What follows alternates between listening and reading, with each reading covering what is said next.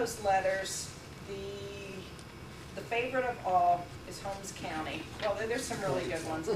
But yeah, if you read it, she said Lisa Welch is the director there. Holmes County is up north towards Lake Erie. And she said that she had shelving and she had a working coffee pot and the shelves collapsed onto it. And I called, and so therefore she had to throw the ballots away. So I called Lisa and interviewed her to find out, what happened. Well, when the shelves fell, they fell onto this coffee pot. Now, what's really interesting there is the ballots are supposed to be in a locked, secure, double-keyed room. But you have to have the Democrat key and the Republican key even to open. So why would you have your working coffee pot there?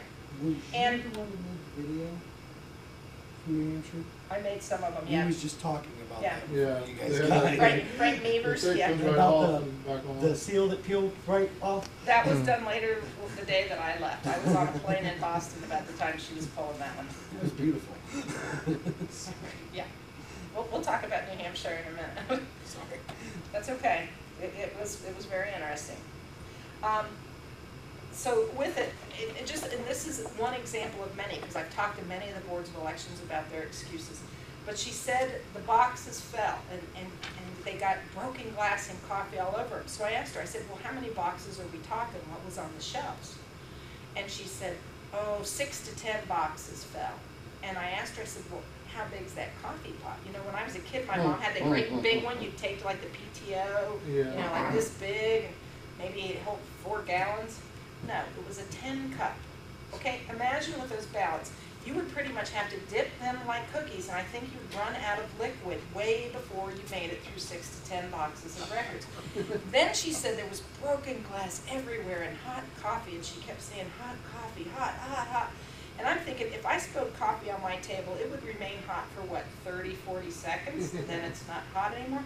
But she was hysterical about it, and she said that then she got her 2 employees that were there with her. So the 3 of them are in the double locked, keyed, secure room with the coffee pot going, which isn't a place, shouldn't be a hangout spot.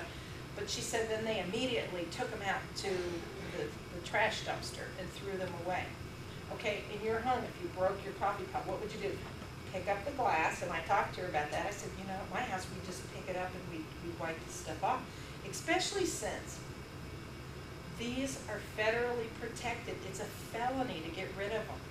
Okay, it's a felony, 4th-degree felony to not have these ballots. Why would you throw them away unless they told some dark secret?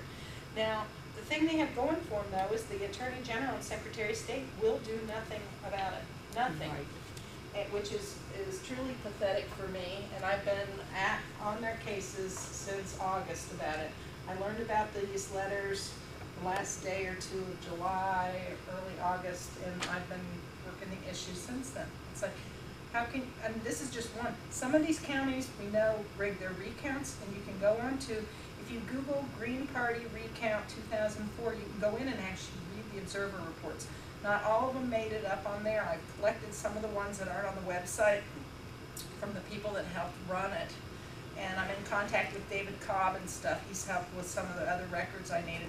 But, and he was one of the presidential candidates. He was the Green Party candidate in 2004.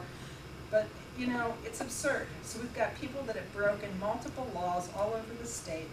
And the only ones that are gone are people that retired. Or left office. Why isn't we can't get an attorney to go up against these people? Well, one of the things, I've been building the case for a while. I've been collecting records. And for the safety of the records, I don't just sit on the records. I put the records out into all kinds of people's hands. Instead of you just saying to your neighbor, I heard some lady talk last night, you can actually show them. Here's the actual record she gave us, and this is just a small part of the things that we've collected. I'd like to answer the question, just for a moment. Yeah. During the 2004 recount process, there is a lawyer, his name is Cliff Arnebeck, who assisted both the Green Party and the Libertarian Party candidates in trying to find solutions to exactly that problem. The result was he was called on the carpet. Fined and sanctioned. They wanted to fine him and sanction him by the Attorney General. Even trying. Okay, Okay, the Ohio Supreme so- Court was rigged, so there's no one to take it to.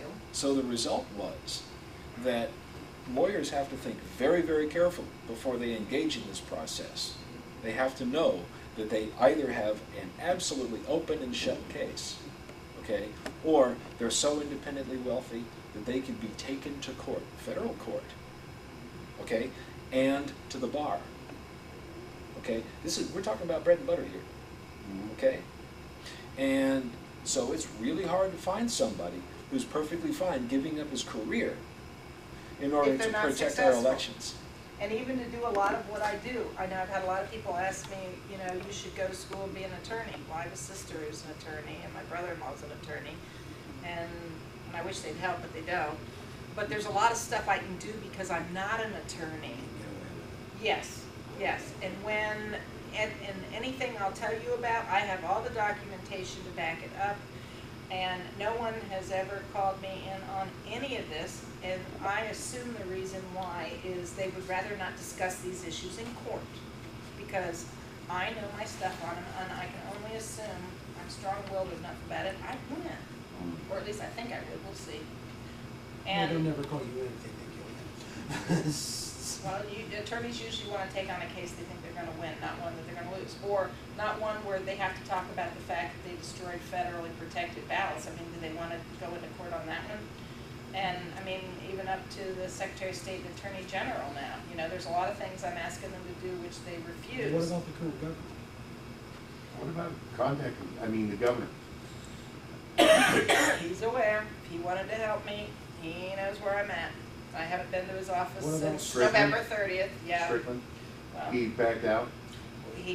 Well, part of his office is he's to work hand in hand with Bruner and Dan. And if they were of different parties, it might be different. But with them as the same party, they work as a trio. And they try not to step on each other's toes. And if any of them say to back off, they do. Now, with Strickland, the issue needs to go farther, and it will soon because of being unable to resolve it with the others. But in starting with the people who should resolve it, you know, I started with Secretary of State, we can get nowhere there. Now it's to the Attorney General. It's been about 180 days since I asked for a meeting with Jennifer Bruner and the Attorney General to meet with me and a group well within the Ohio Election Justice Campaign. There's about 75 people, 6 documentary film crews that would like to have a 3-hour meeting with them. And what we asked for was to have the first hour where we would talk to them about some serious concerns of our own. The second hour, I asked that they explain to us how they're going to investigate, prosecute, and give us a way that the public can follow it rather than tell us it's under investigation and you can know nothing. They needed to figure out something they could tell us. And the third hour would be to have dialogue over the whole thing. And, you know, we're at about 180 days now, and they refuse to meet. So it's sad. This one right here is dealing with another one of the reasons we're having a really hard time getting this resolved. Money in the issue, lobbyists, the voting machine vendors, and so this is an actual press release from the day before Thanksgiving where we made a giant paper, using my art stuff, a giant paper mache turkey about yay big, had a press conference, the news there and stuff, and the theme of the day was toss out those turkeys. And the turkey was stuffed not with stuffing but with money. And it was about the voting machines because we know that they're hackable and there's all kinds of problems, which Leonard's going to talk with you tonight about. But we wanted those machines to go away. Now, one of the good things that Bruner got done this year was the study called Project Everest, which shows that the DREs, the touchscreen machines, have huge problems and they need to go away. But there also were problems with her doing the study because there were many people in the study that we've got the evidence on that some of these people ought to be charged with felonies. When we look at who chose those people, and I asked to know the names of those people, and it's in, let's see. People who chose what? The voting machines, yeah. Who got to choose